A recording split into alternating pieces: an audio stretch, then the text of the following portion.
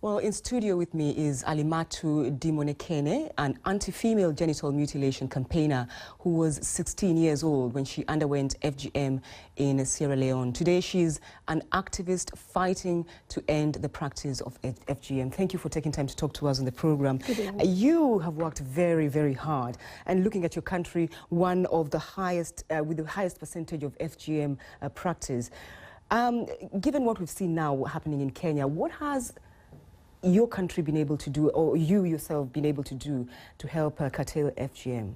Well, there's been a lot being done. Obviously, yes, the statistics don't look really good for us, but there's been a lot of work on the ground by grassroots organizations, reaching out to communities in particular where the prevalence is quite high, for example, in the southern eastern province. So there's a lot of work, and this is a welcome news for us, which is something we could look into.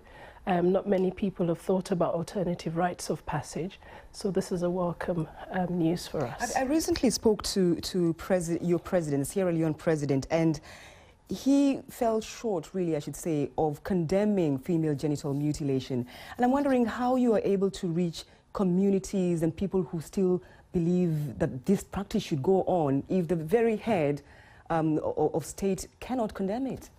Well, it remains a challenge, it remains a problem, but I think there has to be a separation with the state and the practice of FGM. A lot of people see FGM as very politicized, and obviously the main dominant factor in this is women.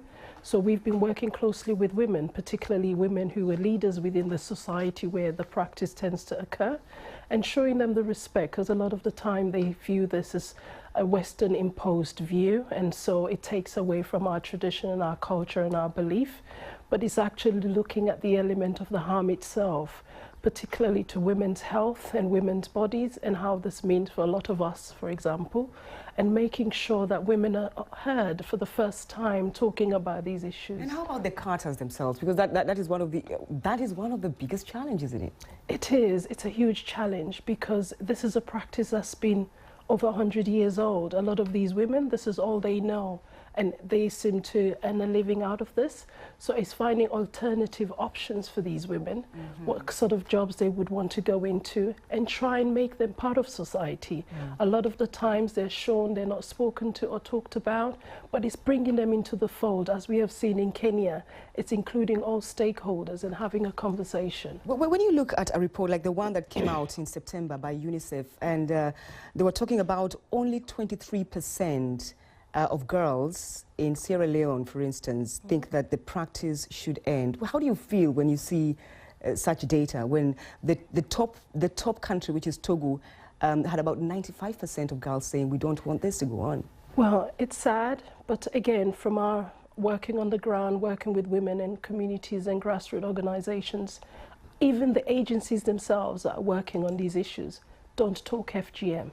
So a lot of the women on the ground, young women in particular, we found, do not know the difference between becoming a member of the society, which is what the Bondo is, and FGM. FGM and Bondo are two different things, and I think the sooner we begin to talk about the two separately, people will begin to understand that FGM is one element that occurs in being initiated into the society. So it's sad, but we're beginning to see, unlike Kenya, unfortunately, has done a lot of work from a political will to money being spent and to sort of reach out to these communities. But I think Sierra Leone is on its way. It will take time, but I think it's coming from an angle of understanding and making sure the president, leaders are involved and putting out the right information. All right. Yeah. All right. Alimatu Dimonekene, I just want to say thank you for taking time to talk to us on Focus on Africa, and all the best. Thank you very much. All right.